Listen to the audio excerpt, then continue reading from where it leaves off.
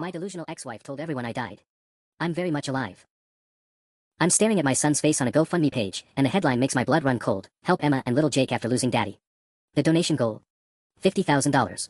Amount raised so far: $31,847. I'm not dead. I'm sitting in my Honda Civic outside a Starbucks in Portland at 2:47 p.m. on a Tuesday, very much alive and absolutely losing my mind. My phone keeps buzzing with screenshots my brother Mike has been sending me all morning. Facebook posts from our mutual friends expressing their deepest condolences to Sarah and the kids. LinkedIn messages asking if it's true that Mark Thompson from Nexus Software passed away tragically. My own mother's neighbor apparently stopped by yesterday to drop off a casserole because she heard about my sudden passing. My mother. Jesus Christ, Sarah told my own mother I was dead. I scroll through the GoFundMe description, my hands shaking. Asterisk, 6 months ago, I lost my husband Mark in a devastating car accident. As a single mother now raising our 2 beautiful children, Emma, 8, and Jake, 6, I'm struggling to keep our family afloat. Mark was our sole provider, and without his income, we're facing foreclosure on our family home. The kids are in therapy trying to cope with losing their daddy, and the medical bills are piling up. Any contribution helps. Thank you for keeping our family in your prayers during this impossible time. Sarah Thompson, asterisk. Sarah Thompson. She's been using my last name again, even though our divorce was finalized 14 months ago. Even though she specifically requested to go back to her maiden name, Patterson, because, and I quote from the court documents, I want nothing connecting me to this man ever again. The photos she's chosen are brutal in their calculation. There's Jake holding my old baseball glove, tears in his eyes. Emma clutching a framed photo of me from last Christmas, back when I was still allowed to see them before the custody battle turned nuclear. Sarah herself looking appropriately devastated in a black dress I don't recognize, holding both kids as they stare at what appears to be a small memorial she set up in our old living room. Our old living room. The house I'm apparently still paying the mortgage on according to the automatic withdrawal that hit my checking account 3 days ago. I click on the updates section. Sarah's been posting regularly. Asterisk update number 1, 4 weeks ago, thank you all for the overwhelming support. Had to explain to Emma today why daddy isn't coming to her school play. Heartbroken doesn't begin to cover it. Asterisk. Emma's school play. I wasn't dead 4 weeks ago. I was 20 minutes away in my new apartment, completely unaware my daughter thought she'd lost her father forever. Asterisk update number 2, 2 weeks ago, Jake asked me last night if daddy is watching him from heaven. I told him yes, always. We're hanging in there. Asterisk. The comments are what really got me. My college roommate Dave donated $500. My former coworker Jennifer from Nexus gave $200 and wrote, Mark was such a good man. Can't believe he's gone. My neighbor from 3 houses down, Mrs. Chen, who used to wave at me every morning when I walked to my car, donated $100 with a note about how the neighborhood isn't the same without Mark's friendly smile. I screenshot everything. Every donation, every comment, every lie Sarah's carefully crafted over the past year while I've been wondering why none of my friends return my calls anymore. My phone buzzes. Text from my brother, dude, it gets worse. Check Jake's school Facebook page. I'm almost afraid to look. The school's Facebook page loads slowly, and I'm holding my breath until I see it. There, pinned at the top of Riverside Elementary's official page, is a post from 3 months ago. Asterisk, the Riverside Elementary family is heartbroken to announce the passing of Jake Thompson's father, Mark Thompson. Mark was a beloved volunteer at our annual science fair and will be deeply missed. We're organizing a meal train for the Thompson family during this difficult time. Please see the link below to sign up. Our thoughts and prayers are with Sarah, Jake, and Emma. Asterisk. 47 comments of condolences. The school principal, Mrs. Rodriguez, posted a follow-up asking for privacy for the children as they grieve. Jake's second-grade teacher, Miss Martinez, wrote about how Jake is being so brave, but we can all see how much he misses his daddy. I coached Jake's t-ball team 2 summers ago. These people know me.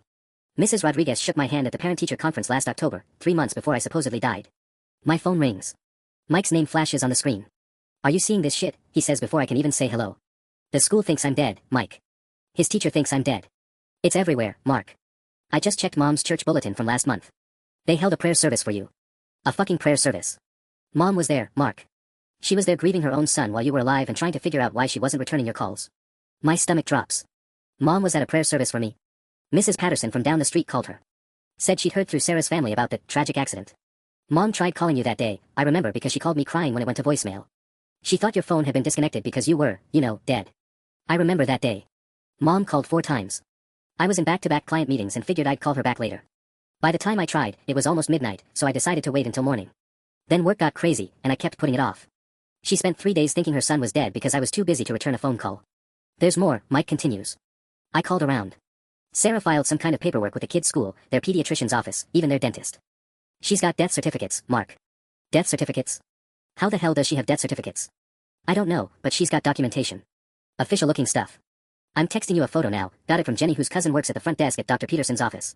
The text comes through immediately.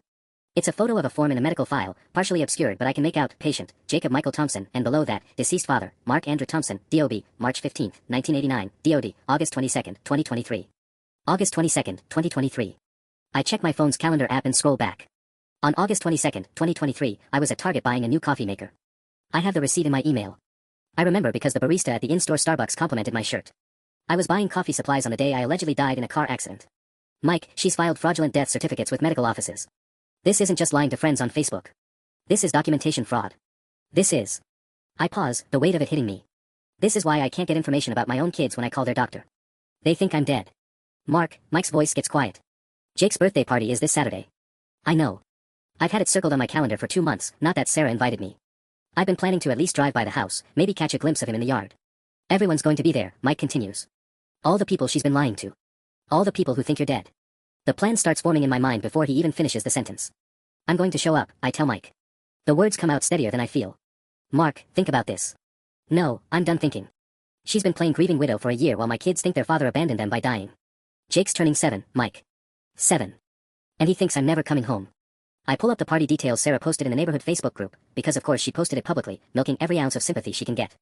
Jake's 7th birthday celebration, first birthday without daddy, but we're going to make it special. Saturday, March 16th, 2 to 5 p.m. All friends and family welcome as we celebrate our brave little boy. The comments make me sick. Neighbors offering to help set up. Parents promising to bring extra presents since Jake's been through so much. Mrs. Chen from down the street wrote, I'll bring that chocolate cake Jake's daddy always loved. I know Mark would have wanted him to have it. Mark would have wanted. Like I'm a ghost with birthday cake preferences. Listen, Mike says, I get it. But showing up unannounced might traumatize the kids more. They think you're dead, Mark. Dead. Imagine Jake's reaction when his supposedly deceased father walks through the door. He's right, but I'm past caring about the easy way. You know what's traumatic? My son blowing out candles wishing his dead daddy could be there while I'm sitting in an apartment 15 minutes away. Emma starting 3rd grade without me walking her to the classroom because she thinks I'm in a cemetery somewhere. I scroll through more of Sarah's Facebook posts, screenshotting everything. There's one from Jake's first day of school, hard morning. Jake asked if daddy was proud of him for being brave on his first day. I told him daddy's always proud, always watching. Some days I don't know how we get through. 43 likes. 17 crying face reactions. Comments from people I used to call friends, you're so strong, Sarah. Mark would be so proud of you both. Thinking of your family today. Posted September 5th, 2023. I spent that entire week calling the school trying to confirm Jake's classroom assignment so I could send a first day of school card. The secretary, Mrs. Williams, kept giving me the runaround, saying they couldn't give out that information to unauthorized individuals. Now I know why. They thought some creep was calling pretending to be a dead man trying to get access to student information. Mike, I need you to help me document everything. Every lie, every fraudulent document, every dollar she's stolen through that GoFundMe. Stolen. Mark, I hate what she's doing, but... She raised $31,000 claiming she's facing foreclosure on a house I'm still paying the mortgage for. Look at this. I scroll through my banking app. Mortgage payment to First National Bank, autopay, $2,847. Same amount, every month, including this month. She's not facing foreclosure. She's not even paying the mortgage. I take screenshots of 12 months of mortgage payments, my name clearly listed as the account holder. And the medical bills she mentioned. I'm still on the kids' insurance through my job. Have been this whole time. Premiums come out of my paycheck every 2 weeks, $347 for family coverage. Jake's therapy appointments. Emma's routine checkups. All covered under my plan because as far as Pacific Healthcare is concerned, I'm very much alive and employed. The insurance portal loads on my phone. Claims history shows regular activity, Jake Thompson, therapy session, Dr. Rebecca Martinez, $0 patient responsibility. Emma Thompson, annual physical, Dr. Peterson, $15 copay. All processed under my insurance. All covered by the policy I maintain for the children I'm supposedly too dead to see. She's committed fraud on multiple levels, I continue, my voice getting harder. False death certificates, insurance fraud, GoFundMe fraud, probably tax fraud if she's claiming widow status. And she's stolen a year of my children's lives while I've been wondering why the whole world ghosted me. Mike is quiet for a long moment. What do you need me to do? Saturday afternoon. Jake's party. I need witnesses when I walk back into my own life. The week leading up to Jake's birthday party becomes a crash course in resurrection logistics. I start with my insurance company. The call to Pacific Healthcare takes 47 minutes of hold music and 3 different representatives before I reach someone who can explain why my children's medical records show a deceased father while I'm actively paying premiums. Mr. Thompson, I show here that we received updated beneficiary information in September 2023, says Linda from Member Services. Your ex-wife submitted a death certificate and requested to be listed as sole guardian for insurance purposes. Linda, I need you to understand something very clearly. I am not dead. I am talking to you right now. Sir, well, this is unusual. I'm going to need to transfer you to our fraud investigation department.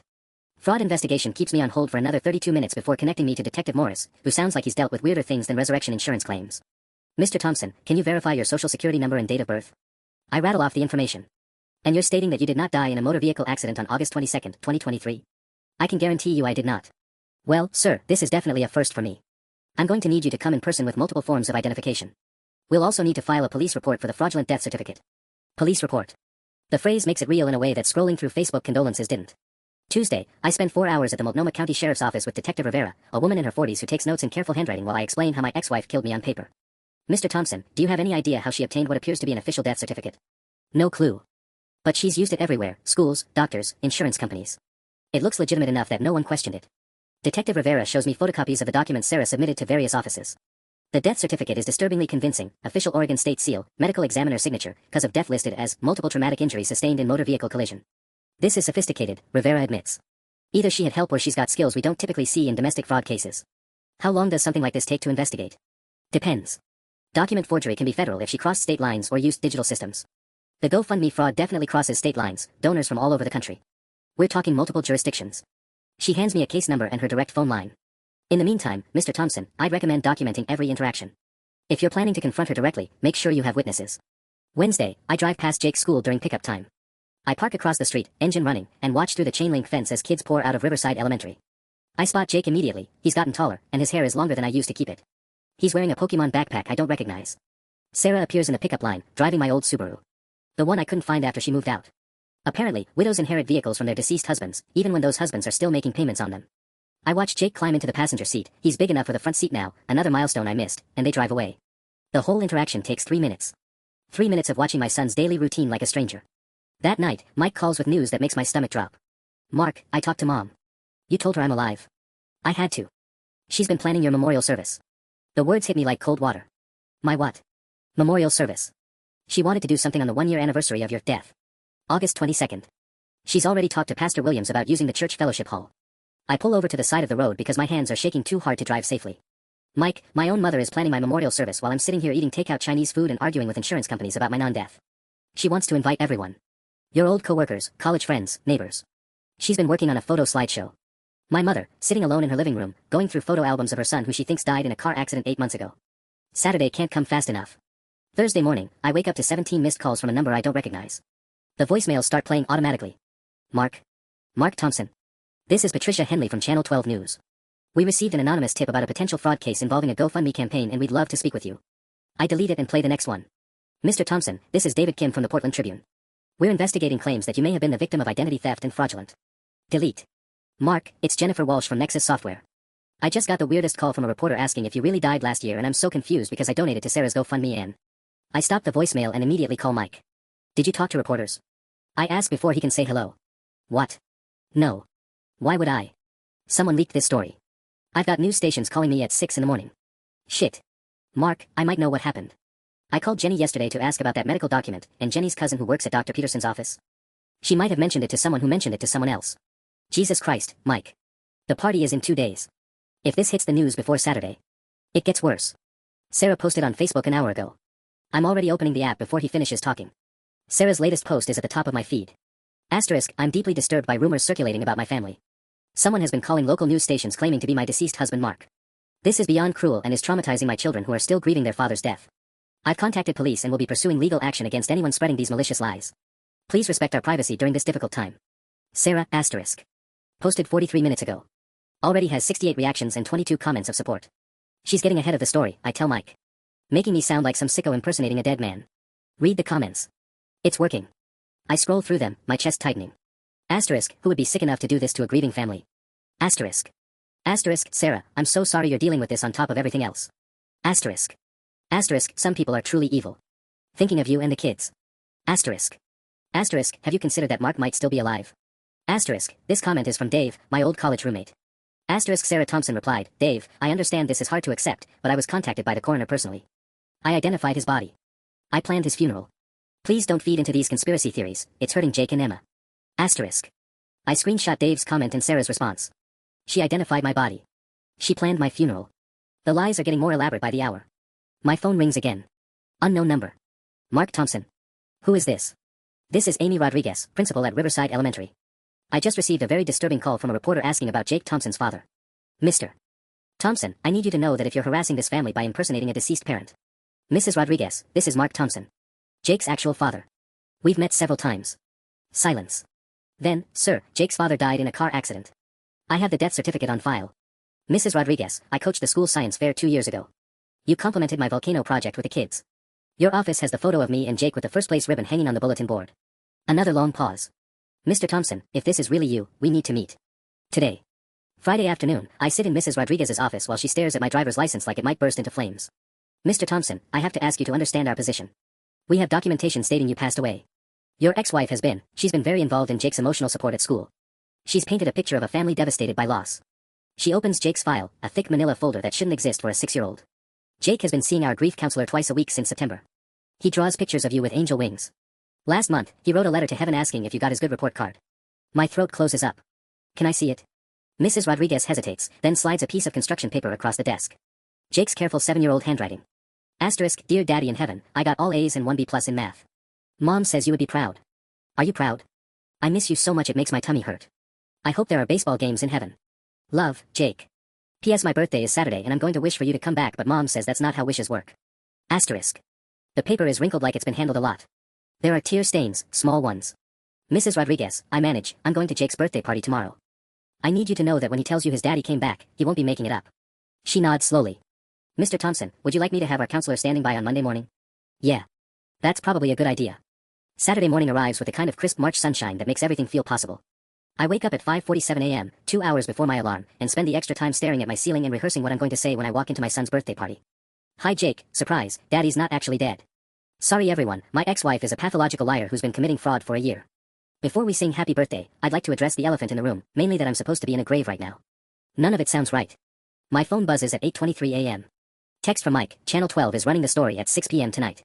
Reporter called me an hour ago confirming details. My stomach drops. The news story breaks tonight, just hours after I'm planning to reveal myself. The timing couldn't be worse, or better, depending on how you look at it. Sarah won't have time to spin this or disappear before the media attention hits. I text back, what did you tell them? Everything. Showed them the GoFundMe, the Facebook posts, your mortgage payments. They're calling it the GoFundMe death hoax. By 10 a.m., I'm parked outside Target, buying birthday presents for the son who thinks I'm dead. I wander the toy aisles like a ghost myself, trying to remember what Jake was into a year ago. Pokemon? Legos? Does he still love dinosaurs, or has that phase passed while I wasn't watching? I settle on a remote control car, something classic, something a dad would pick. The irony isn't lost on me that I'm buying my own child a birthday gift like some estranged relative who only shows up for major holidays. The cashier, a teenager with blue hair, makes small talk while scanning the RC car. Someone's got a lucky kid.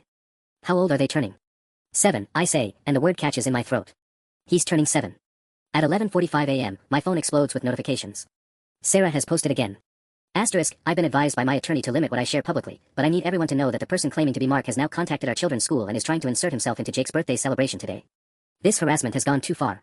If anyone sees an unfamiliar man at today's party, please call 911 immediately. I will not let my children be traumatized by someone's sick obsession with our tragedy. Asterisk. 64 reactions in 15 minutes.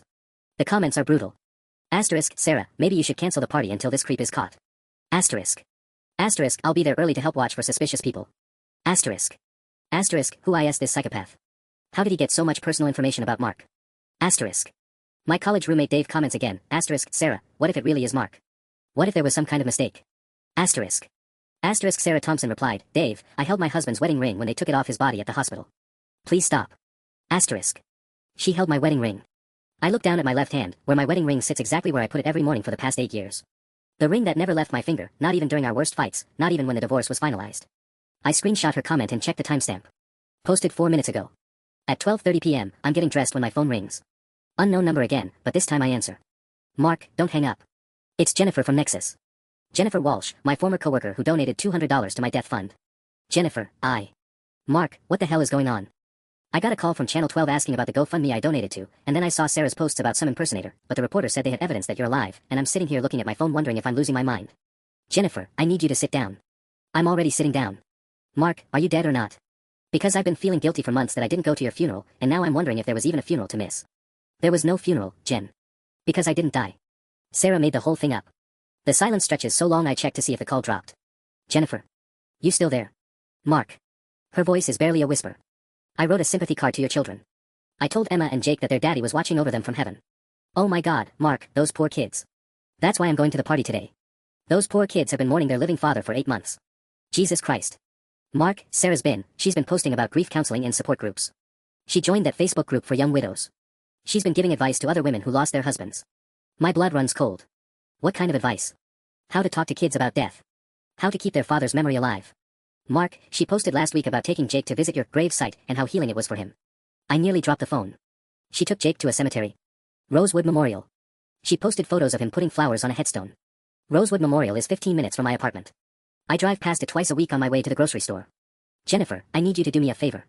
I need you to come to Jake's party today. Mark, Sarah says she's calling the police if any strange men show up. I'm not a strange man. I'm Jake's father. And I need witnesses when I prove it. At 1:15 p.m., I'm sitting in my car outside the house I used to call home, watching people arrive for my son's 7th birthday party.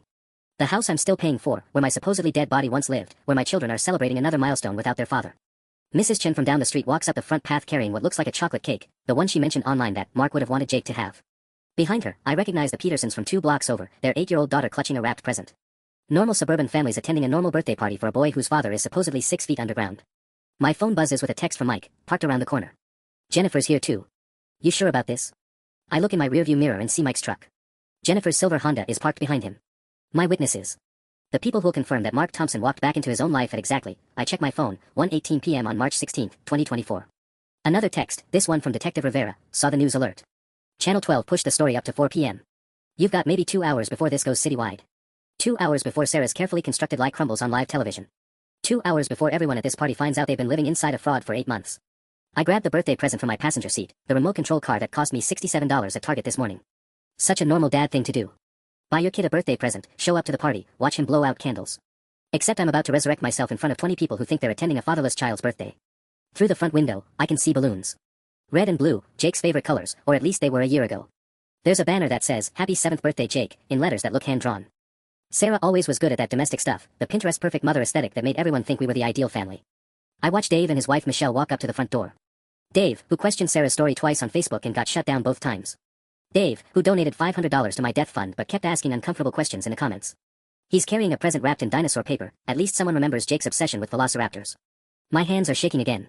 Not from nerves this time, but from pure rage. Dave spent $500 mourning his living friend. Mrs. Chen baked a memorial cake for a man who's sitting 50 feet away. Jennifer wrote sympathy cards to children who didn't need sympathy, they needed their father. Another car pulls up. A woman I don't recognize gets out with twin boys who look about Jake's age. She's carrying a present in what appears to be a casserole dish. More neighbors Sarah's recruited into her grief theater, more people who'll spend this afternoon pitying the brave little boy whose daddy never came home from work. At 1:23 p.m., I see him. Jake bursts through the front door, chasing another kid around the yard. He's wearing a Batman t-shirt and jeans with grass stains on the knees. His hair is definitely longer than I used to keep it, Sarah always preferred it longer anyway. He's laughing at something the other kid said, and the sound carries across the street to my car. He looks happy. That stops me cold. Jake looks like a normal 7-year-old having fun at his birthday party, not like a traumatized child mourning his dead father. Maybe the grief counseling helped. Maybe kids are more resilient than adults. Or maybe Sarah's gotten so good at this lie that even Jake has learned to perform normal childhood joy while secretly writing letters to heaven. My phone buzzes again. Text from an unknown number, Mr. Thompson, this is Amy Rodriguez. Jake's teacher called in sick today, but I wanted you to know that Jake told his class yesterday that he hoped his daddy's ghost would come to his party. I think you should be prepared for his reaction. Mrs. Rodriguez. Jake's hoping for a ghost. Instead, he's getting his living, breathing, very much not dead father walking through that front door in approximately 7 minutes. At 1:30 p.m. exactly, I get out of my car and start walking toward the house where I used to live, carrying a birthday present for the son who thinks I died in a car accident 8 months ago. The front door is unlocked. Of course it is, this is suburbia, and it's a kid's birthday party. I turn the handle and step into the house I paid for but haven't lived in for over a year. The sound hits me first. Children's laughter, adults chatting, the clink of plates and glasses. Normal party sounds from the kitchen and living room. The smell is exactly what I remember, Sarah's vanilla candles mixed with whatever cleaning products she uses. Like I never left. I'm standing in my own foyer, holding a birthday present, and I can hear my son's voice coming from the backyard. Mom, can we do cake now? Please. 5 more minutes, baby. Let everyone finish eating first. Sarah's voice. The same voice that used to tell me she loved me, then told a judge she wanted nothing connecting her to me ever again, then told my own mother I was dead. I walk through the living room, past the couch we bought together at IKEA 3 years ago, past the bookshelf that still holds my old college textbooks. There are new photos on the mantle, pictures of Jake and Emma, but also pictures of me. Photos from when we were married, family vacation shots, me teaching Jake to ride his bike. A goddamn shrine to the dead husband. Mrs. Chen is standing near the kitchen island, talking to a woman I don't recognize. It's so important that the children have these happy memories, she's saying. Mark would have wanted Jake to have the best birthday possible. Mark would have wanted. I'm 3 feet away from her. Sarah's been so strong through all this, the other woman replies. I don't know how she does it. Single motherhood is hard enough without losing your husband so young. I clear my throat. Both women turn toward me. Mrs. Chen's face goes completely white. The casserole dish in her hand slips and hits the floor with a crash that stops every conversation in the house.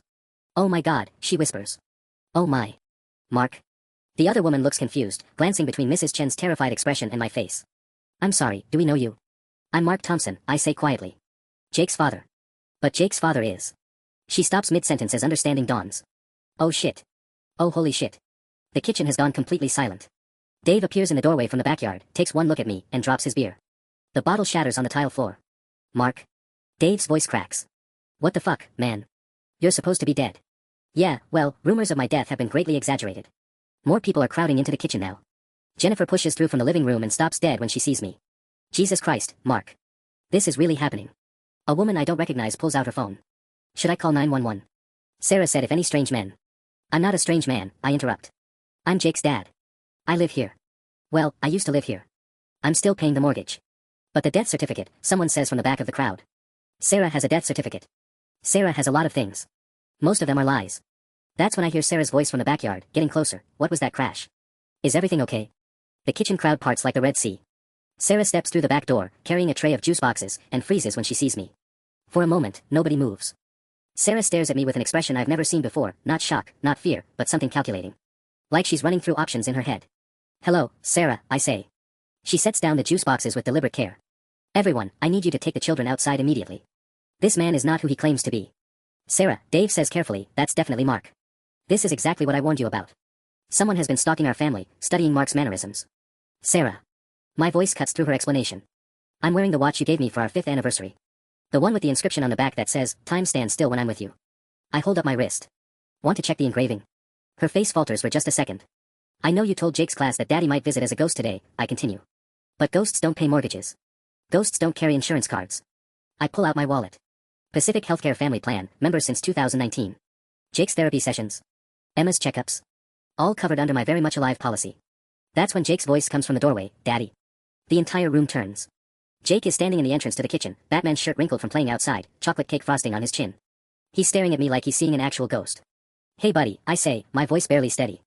Happy birthday. And then my 7-year-old son starts crying. Jake's crying turns into the kind of broken sobs that make every adult in the room take a step back. He's not running to me, he's standing frozen in the doorway, tears streaming down his face, staring at me like I might disappear if he blinks. You're not real, he whispers. Mommy said you can't come back. She said that's not how heaven works. Sarah moves toward Jake, but he steps away from her, his eyes never leaving my face. Jake, sweetheart, this man is sick. He's pretending to be Daddy to hurt our family. I know my daddy's voice. Jake's words come out between hiccups. I know his watch. I know the scar on his hand from when he cut it fixing my bike. I hold up my left hand, showing the thin white line across my palm from the chain repair that went wrong last summer. Jake takes a tentative step toward me. Daddy, are you a ghost? Did God let you come to my birthday party? Before I can answer, Emma appears behind Jake. She's taller than I remember, her hair in braids I don't recognize. When she sees me, she goes completely still. That looks like Dad, she says quietly, but Dad is dead. Emma, I'm not dead. I've been trying to see you for months, but... Liar. The word comes out sharp and angry. Emma's 8-year-old face hardens in a way that breaks my heart. My dad died in a car crash. My mom showed me the papers. You're just some creep who studied our family. Sarah's expression shifts to something like relief. See? Even Emma knows this isn't real.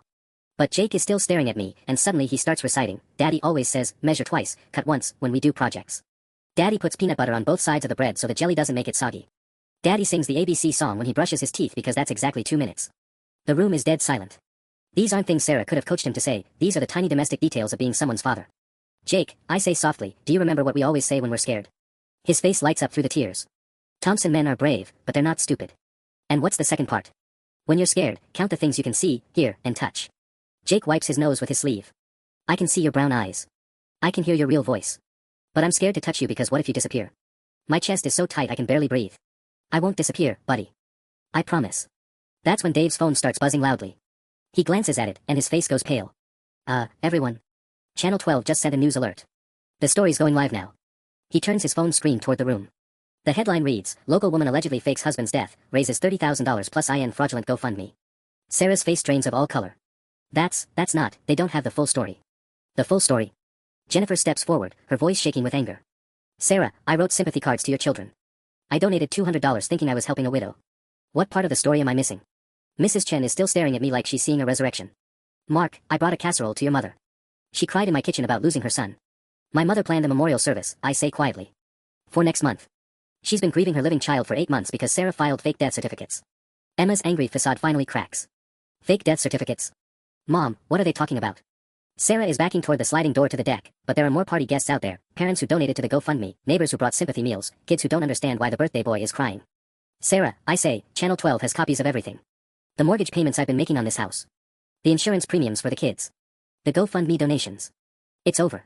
Jake suddenly runs across the kitchen and wraps his arms around my waist, burying his face against my shirt.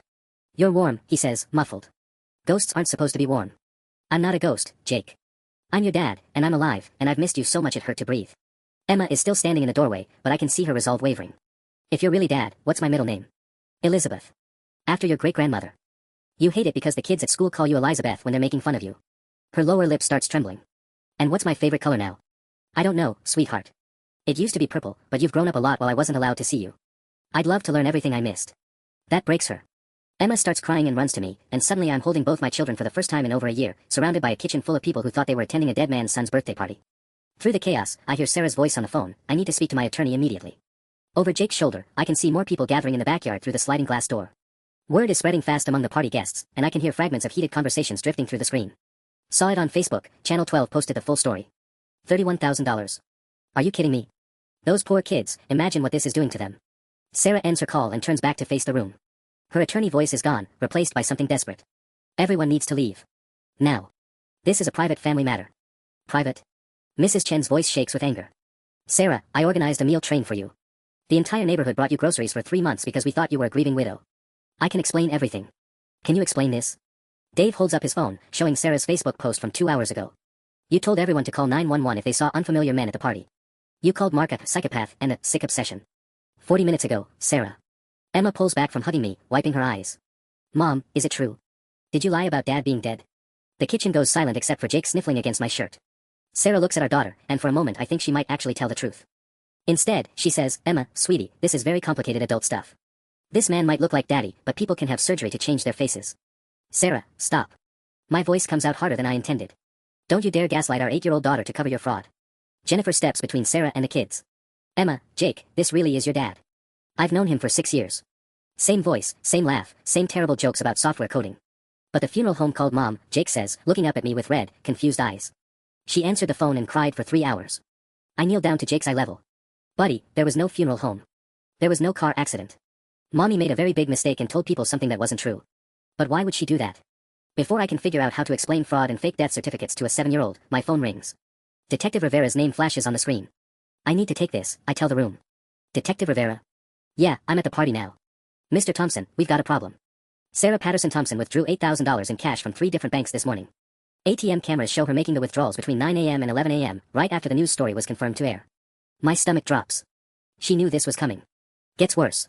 We ran the serial numbers on those death certificates she filed. They're not just fake, they match the format of documents stolen from the Oregon State Vital Records Office 6 months ago. This isn't amateur hour, Mark. She either had professional help or she's done this before. I look at Sarah, who's now standing by the kitchen island, frantically texting someone. $8,000 in cash. Professional-grade document forgery. This wasn't a desperate ex-wife making bad decisions, this was premeditated. Detective, she's here right now. Should I? Don't confront her about the money. We've got units en route, but I need her to stay calm until they arrive.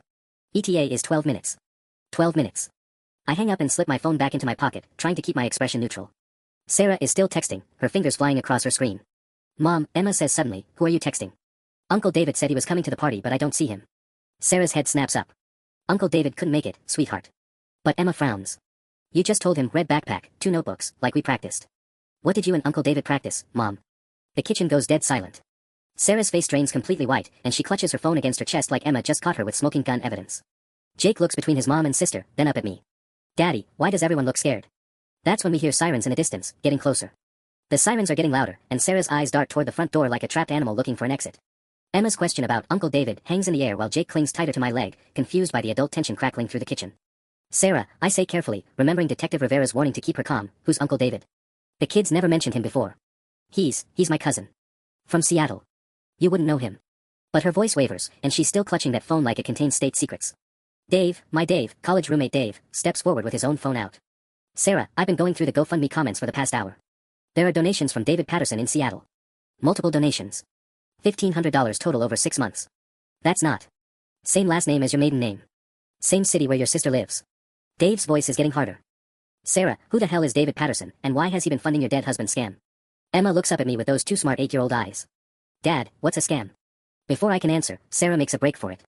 She bolts toward the sliding door to the backyard, but Jennifer blocks her path. Oh no you don't, Jennifer says firmly. You took my money. You took everyone's money. You made Mark's children think their father was dead. You're not running anywhere. Sarah spins back toward the front of the house, but Mrs. Chen and 2 other neighbors I don't recognize have moved to block that exit too. She's surrounded by people she's been lying to for 8 months, and the sirens are now clearly turning onto our street. Mommy, why is everyone being mean to you? Jake asks, and the question cuts through the chaos like a knife. That's when Emma's face crumples. Because she lied, Jake. She lied about everything. My 8-year-old daughter looks at her mother with an expression that makes my chest ache. Mom, did you really tell everyone Daddy was dead? Did you take their money? Sarah drops to her knees in front of Emma, tears streaming down her face. Baby, you have to understand, I was scared and angry, and I made mistakes. Mistakes? Dave's voice booms across the kitchen. Sarah, you put Mark's kids in grief therapy. Jake's been drawing pictures of his dad with angel wings. The front door opens with a bang, and 2 uniformed officers enter, followed by Detective Rivera in plain clothes. The party guests in the backyard are pressed against the sliding glass door, watching the drama unfold like a reality TV show. Sarah Patterson Thompson. Detective Rivera holds up her badge. We need to talk. Sarah stands slowly, wiping her eyes. I want my lawyer. That's your right. But first, we need to ask you about the $8,000 you withdrew this morning, and about your communications with David Patterson in Seattle. Jake tugs on my shirt. Daddy, are the police here for Mommy's mistakes? I kneel down and wrap my arms around both kids, trying to shield them from watching their mother potentially get arrested at what was supposed to be Jake's birthday party. Sometimes when grown-ups make really big mistakes, other grown-ups have to help fix them. Mr. Thompson, Detective Rivera says to me, we're going to need statements from everyone who was defrauded, but first we need to secure the scene. Can you keep the children in another room while we talk to Ms. Patterson? This is still my house, I say, then catch myself. Actually, I'm not sure how that works legally when someone's been declared dead. Your mortgage payments never stopped, Rivera replies. According to Oregon law, you maintained financial responsibility for the property. It's your house, Mr. Thompson. Sarah laughs bitterly. Of course it is. Even when I tried to escape you, I couldn't really escape. The comment stops everyone cold. Emma looks stricken. Mom, you were trying to escape from Dad. Is that why you said he was dead? Emma, don't. You wanted him to be dead. My daughter's voice cracks on the words. You wanted our daddy to be dead so you could escape. And that's when Sarah finally tells the truth. I wanted him gone, Emma. I wanted a life where I never had to see him again, never had to split custody, never had to explain to anyone why our marriage failed. So when David suggested we could just start over somewhere else, it seemed easier to let Mark stay dead. The kitchen erupts in shocked voices, but all I can hear is Jake asking, Daddy, does that mean Mommy doesn't love us either? Jake's question, does that mean Mommy doesn't love us either? Hits the room like a physical blow. Sarah's face crumbles completely, and she reaches for him, but Jake steps behind me instead. Baby, no, of course I love you, Sarah says, her voice breaking. I love you and Emma more than anything. That's why you what? Emma interrupts, her 8-year-old voice sharp with anger I've never heard before. That's why you made us go to therapy. That's why you made us write letters to heaven. That's why Jake cries at night because he thinks Daddy can't come back. Detective Rivera steps forward. Ms. Patterson, I'm going to need you to come with us for questioning. We have evidence of wire fraud, mail fraud, and forgery of government documents. Wait, Dave says, still staring at his phone. There's more. Sarah, I'm looking at David Patterson's Facebook page right now. He's not your cousin. Sarah goes completely white. David Patterson, age 31, lives in Seattle. Relationship status says, it's complicated as of 8 months ago. And look at this. Dave turns his phone screen toward the room. Photo posted 3 weeks ago, weekend getaway with my beautiful girlfriend. It's a picture of Sarah. Very much alive, very much not grieving, wearing a sundress I don't recognize, smiling at a restaurant I've never seen. The timestamp shows it was posted on February 23, 2024. 3 weeks ago, while she was posting on Facebook about how hard it was to face Jake's birthday without his father. You have a boyfriend, Jennifer says slowly, putting the pieces together. You've been living a double life. Grieving widow in Portland, happy girlfriend in Seattle. Mrs. Chen's voice shakes with rage. The meal train. The sympathy casseroles. The grocery money. You were spending our donations on weekend trips to see your boyfriend. Emma stares at the photo on Dave's phone, then looks at her mother. You look really happy in that picture, Mom. Happier than you've looked in a long time. Emma, sweetheart, it's complicated. No, it's not complicated, I say, my voice harder than I intend. It's simple. You wanted a new life with a new man, and the easiest way to get it was to kill me off on paper so you'd never have to deal with custody arrangements or child support or any legal connection to your old life. Detective Rivera is taking notes rapidly. Ms. Patterson, the withdrawals you made this morning, were you planning to relocate to Seattle permanently? Sarah glances toward her phone, still clutched in her hand, then at the back door where more neighbors are gathering on the deck. I want my lawyer. I'm not saying anything else. Mommy, Jake says quietly, were you going to take us to Seattle? Were you going to make us disappear too? The question hangs in the air like poison. Sarah opens her mouth, closes it, then opens it again. Jake, baby, I would never leave you. But you were going to make us leave Portland, Emma says. It's not a question. That's what the red backpack was for, wasn't it? That's what you and David practiced. My phone buzzes with a text from Mike. Channel 12 just showed David Patterson's mugshot. He's wanted in Washington for identity theft and document forgery. This is bigger than just Sarah. I look up from my phone to find Detective Rivera watching me. Mr. Thompson, what was that text? David Patterson has a criminal record. Identity theft and document forgery in Washington state. Sarah's face goes gray. That's not, he told me those charges were dismissed. So you knew he had a record for exactly the kind of crimes you've been committing? Rivera asks. I didn't commit any crimes. I needed help starting over. With fake death certificates, Dave says. And $31,000 in fraudulent donations. And my children, I add. Don't forget that part. You were planning to disappear with my children based on forged documents declaring me dead. That's when Jake starts crying again, not the confused tears from earlier, but heartbroken sobs. Were you going to tell us we could never come home? Were you going to say Portland people couldn't find us because they think Daddy's dead? Emma puts her arm around her little brother, and the sight of my 8-year-old daughter comforting her brother while their mother faces arrest at his birthday party breaks something inside my chest. Detective Rivera, I say quietly, I need to get my children out of here. This is traumatic enough without them watching their mother get handcuffed in our kitchen. Agreed. Can someone take them to another room while we process the scene? Jennifer steps forward immediately. I can stay with them. Emma, Jake, want to show me your rooms upstairs? As Jennifer leads my children away from the chaos, I hear Jake ask, Miss Jennifer, is my daddy really going to stay this time? Yes, sweetheart, she replies. Your daddy's not going anywhere ever again. I just hope she's right. 2 hours later, I'm sitting in my own living room, the living room I've been paying for but haven't lived in for over a year, watching my son methodically destroy every sympathy card he's received since August. This one says, your daddy is watching over you from heaven, Jake announces, tearing Mrs. Patterson's card in half. But daddy's right there eating my birthday cake, so that's a lie. He's not wrong. I am eating his birthday cake, chocolate with vanilla frosting, the same kind I used to request for my own birthdays. Sarah apparently kept some traditions alive during her elaborate death hoax. Emma sits cross-legged on the carpet, sorting through a shoebox of condolence letters. Dad, look at this one. It's from my teacher, Mrs. Williams.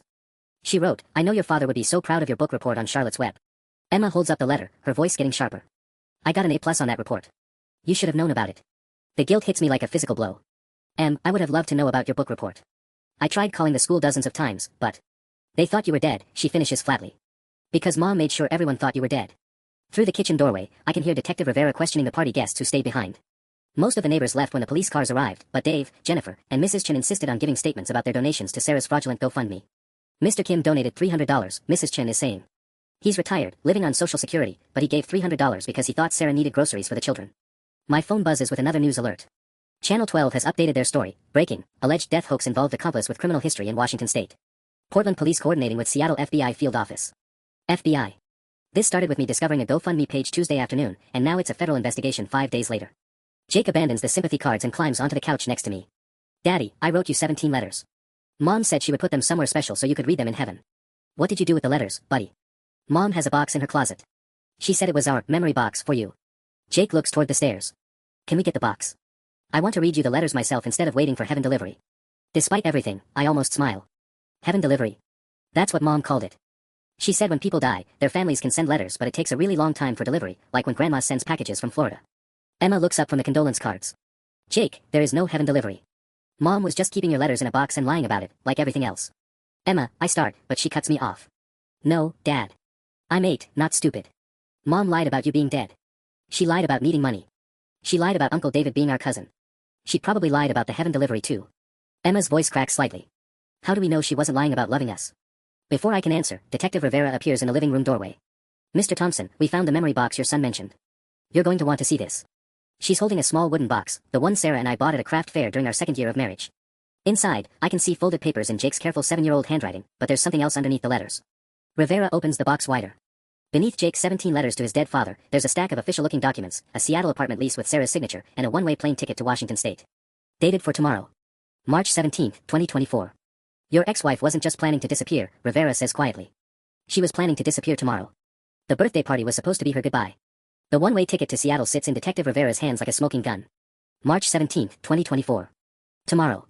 Sarah was planning to take my children and disappear forever, leaving everyone in Portland to believe she was a grieving widow who couldn't bear the memories. Dad?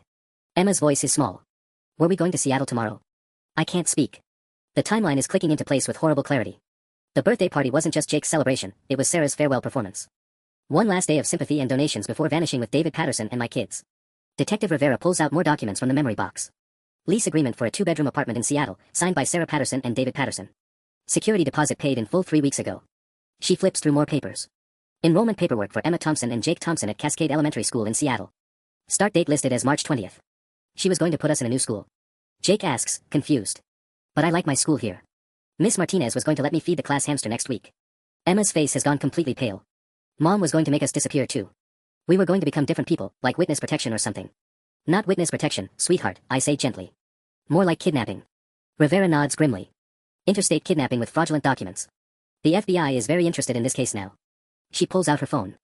Mr. Thompson, I need to ask, do your children have current passports? The question makes my blood freeze. Yes. Sarah insisted we get them last year for a trip to Vancouver that never happened. We need to locate those passports immediately. I'm already heading for the stairs when Jake calls after me. Daddy, Mom keeps our important papers in a safe in your old office. The combination is Emma's birthday. Your old office. Even Jake knows this house exists in two timelines, before Dad died, and after. The office safe is behind a painting Sarah hung after I moved out, a beach scene that definitely wasn't there during our marriage. I punch in Emma's birthday, 0515. The safe clicks open. Inside, there's $2,300 in cash, both kids' passports, and a folder labeled New Family Documents. My hands shake as I open it. The folder contains birth certificates for Emma and Jake, but not their real ones. These list Sarah Patterson as mother and David Patterson as father. My name appears nowhere on either document. At the bottom of the stack, there's a marriage certificate dated 6 weeks ago. Sarah Patterson married David Patterson on February 2, 2024. While she was posting Facebook updates about how hard it was to face Valentine's Day without her beloved deceased husband Mark. Jesus Christ, I breathe, staring at the marriage certificate. She's been married to him for over a month. I hear footsteps on the stairs. Rivera appears in the office doorway just as I'm processing what I've found. Detective, Sarah's been married to David Patterson since February. And she had new birth certificates made listing him as the children's father. Rivera examines the documents, her expression growing darker. Mr. Thompson, this isn't just fraud anymore. This is conspiracy to commit parental kidnapping with intent to permanently relocate minor children using falsified identity documents. How long do people go to prison for that? Federal kidnapping charges? We're looking at decades, especially with the document forgery component. From downstairs, I can hear Jake asking Jennifer, why is everyone talking so quietly? Are we in trouble too? I sink into my old desk chair, the one I used to sit in every morning checking emails before work, back when my biggest worry was quarterly software reviews and whether Jake needed new cleats for T-ball. Detective Rivera, what happens to my kids now? If Sarah goes to prison for this. You're their biological father, and you're very much alive despite what the paperwork says. Custody reverts to you immediately. She pauses. Mr. Thompson, you realize you just got your children back from the dead, literally.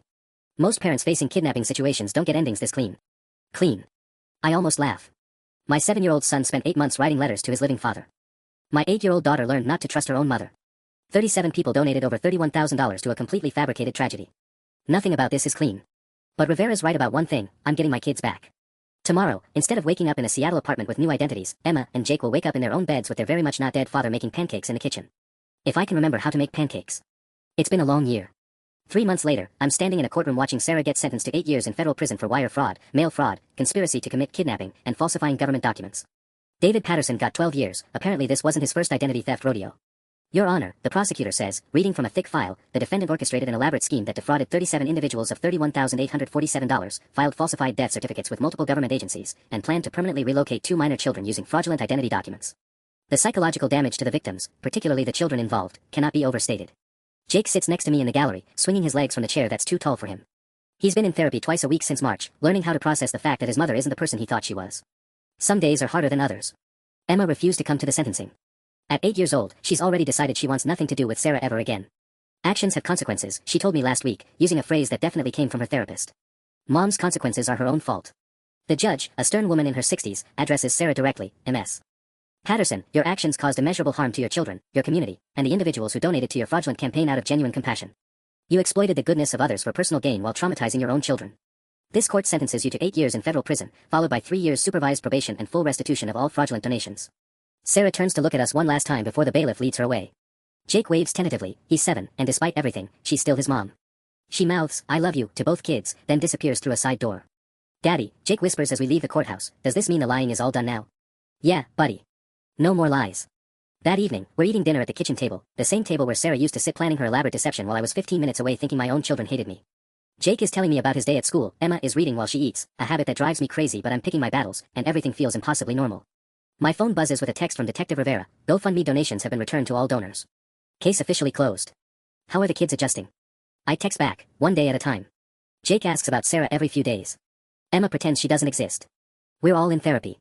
And you? How are you adjusting to being alive again? I look around the kitchen, in my house, with my very much not dead mortgage payments and my kids who no longer think I'm watching them from heaven. Mrs. Chen brought over cookies yesterday, apologizing for the 15th time about believing I was dead. Dave calls every Sunday to check on us, still processing the guilt of donating to my own death fund. The grief counselor at Jake's school took down the memorial photo they'd hung in the main hallway. My mother finally stopped planning my memorial service and instead hosted a Mark's Not Dead barbecue that became legendary in our family history. The Channel 12 reporter who broke the story won a local journalism award for excellence in investigative reporting. I kept the newspaper clipping, not because I'm proud of being a news story, but because it's proof that Mark Thompson really did come back from the dead on March 16, 2024, at exactly 1:30 p.m. I text Rivera back, still getting used to existing again. But it beats the alternative. Jake finishes his dinner and climbs into my lap, something he's done every night since the birthday party. Daddy, will you read me a story before bed? Of course, buddy. Which one? The one about the daddy who went on a really long trip but always found his way home. I don't know that story, but I figure I can make one up. After all, I've got experience with impossible tales now. I'm just better at endings than Sarah was.